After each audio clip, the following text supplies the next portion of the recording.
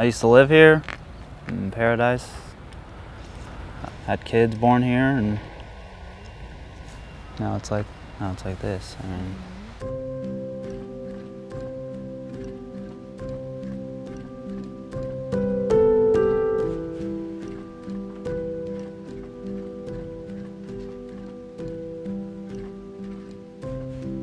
I've been in this town for over 40 years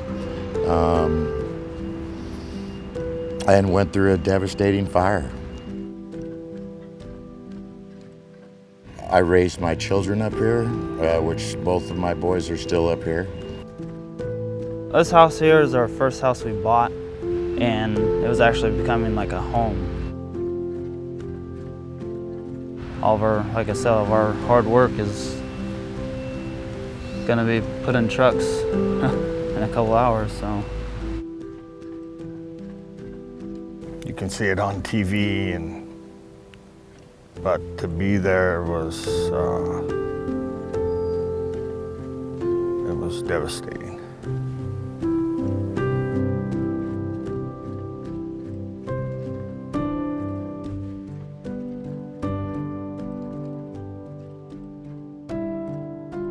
I just remember seeing cars crashed into trees with doors open, and you know that those weren't there before the fire. They were trying to get out of the town, and they hit the tree, whatever happened they couldn't see, and you just felt the chaos, and you just wanted to help, and you wanted to try to get things back to normal.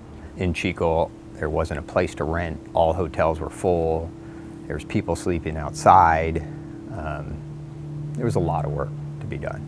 It was myself and Chad Goodfellow and our Senior Vice President of Operations here in California, Frank Williams, went up. This is before we actually broke ground on the site, just to get a sense of what we were ultimately going to attack, and to walk into a city and see the entire surroundings burnt down on both sides of the main thoroughfares throughout the town was really sobering. And trying to put yourself in the mind of the individuals that were being evacuated at that point in time, or more importantly, just losing their life, their livelihood. It was a rough period. After the fire, obviously, the people that, as like myself, lost everything that they had, including working tools, clothes, everything. You know, once you lose everything, there's no norm after that. So basically, it was a very rough period. So the fire started off '99 and quickly burned up through the town of Paradise, and then burned through 3 other rural communities.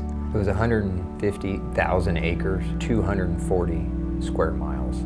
There was spot fires all over Paradise, from top of Skyway and Pence to halfway down to Orville. There was spot fires everywhere before the fire got here. I mean, the wind was blowing so hard that there was such big embers that were coming from the fire that was 5 miles away still. McDonald's was already burned down. There was a lot of places, and the storm hadn't even come through yet. There's roughly 18,000 structures were burned, and there's roughly 14,000 houses that were burned down. And they split Paradise into 3 bids. They split it right down the center. The low bid was gonna get the north side of town, and the second low bid was going to get the south side of town. The third contractor was going to get the perimeter, which was all that rural work, and that was kind of bid at a different unit rate. You bid at a higher unit rate because to get trucks in and get trucks out was a lot harder. And quite frankly, the state doing that helped us move a whole lot quicker, each of the contractors move a whole lot quicker, because we were only focused then on a certain geography that each contractor could control. And in most cases, that allowed us to kind of manage the logistics of the trucking. I think 1/3 to 40% of the overall cost itself was just trucking and disposal of all of the different debris. And so for our joint venture alone, at one given time, I think at our height, we had over 500 trucks on the road each day, delivering that debris to certain designated locations within 30 miles, 80 miles, or even 120 miles of the destructive site. A job of this magnitude, the local unions just couldn't cover as many people as we needed. And the union said, hey, we have 4 or 5 operators, their house burned down. And I said, send them to our office. We're going to hire them on the spot, but they're going to start working, and they're going to start working tomorrow. When it was time and everybody started to come to work and I seen, as much progress as was coming, I had to be a part of it. That was my goal, to be able to come here and clean up my own property. I pretty much left my old company to push to clean my own house in my own town. So we were successful in getting a lot of people that actually lived up in that area, very well-trained union operators and laborers, signed them on. We had a lot of new employees because all of the employees ultimately became joint venture employees. We tried to hire all local people, for runners, from office admins, from dispatchers, truck bosses. We never really struggled from a manpower standpoint because of our ability to move very quickly early on, get up there, identify the talent that was in the marketplace. And then of course, each of the joint venture partners, including us mostly, were able to supplement some of our key people from our core operations here in Northern California, specifically Sacramento, to ensure that the Goodfellow way was being done and how we executed the work. Every day was a new victory. We improved every day, right up till the last day. We had the right people with the right people running the right equipment. It's sad every time I come up here, but at the same time I feel like I'm helping do right for the community. I really appreciate being able to do it. It means a lot to me, just being a part of the cleaning up effort and the rebuilding process, because I want to be a part of all of it.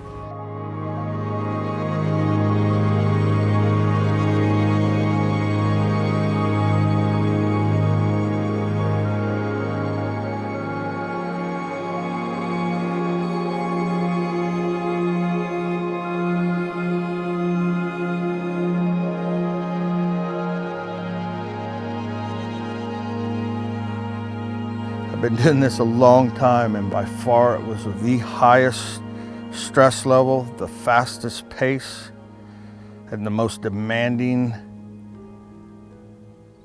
project I've ever been on. But we ended up moving 3.6 million tons, and we ended up clearing roughly 4,000 homes, and we moved 22,000 burned cars. A project like this allowed us to live our mission. And I can tell you I'm extremely proud of our crews, because our crews up there have really taken that to heart as well. And so the countless times that I've been up and had a chance to talk with homeowners before we clean their lots and after we clean their lots, they were nothing but complimentary of the respect that we showed, the extra time that we took to kind of sift through, the debris.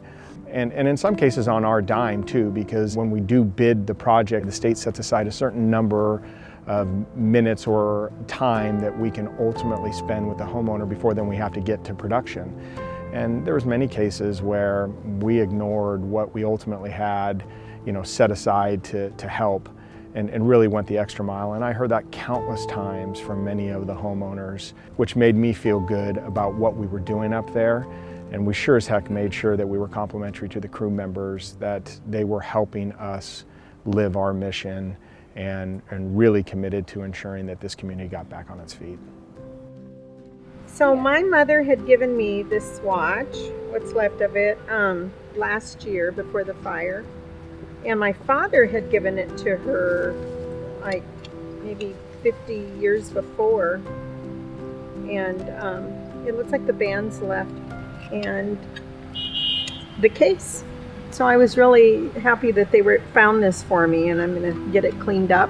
And then they also found this, life is not measured by the breaths one takes, but by the moments that take our breath away.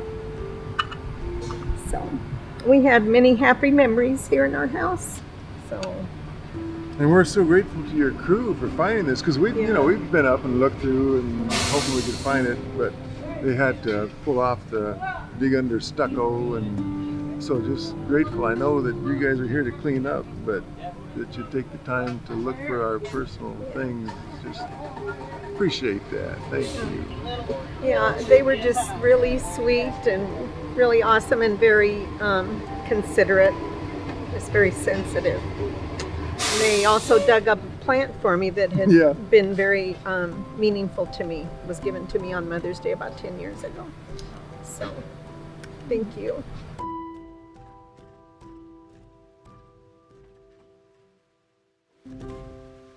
Every property that you come to, you know that somebody had lived there, and you know that this was somebody's livelihood right here.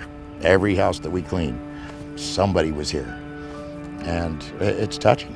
I mean, everybody talks about the Goodfellow way and Goodfellow Company. Well, let's face it, we're all pushing each other, and I think that's what it's about. The fact that we were all very efficient in doing the cleanup faster than we all expected, I hope that gave that community a little shot in the arm that they could start to rebuild. We did our best to allow the people who lost everything a chance to recover as quickly as possible. It's definitely looking a lot better up here, a lot better. And what I hope for this town, it becomes a prosperous town again, because it's a beautiful town, a lot of beautiful people up here. It's a tight community, and I want that again. I have no doubt it's going to come back. It's going to come back strong. The tree was just trimmed, and now it's going to come back blooming a lot stronger than it ever was.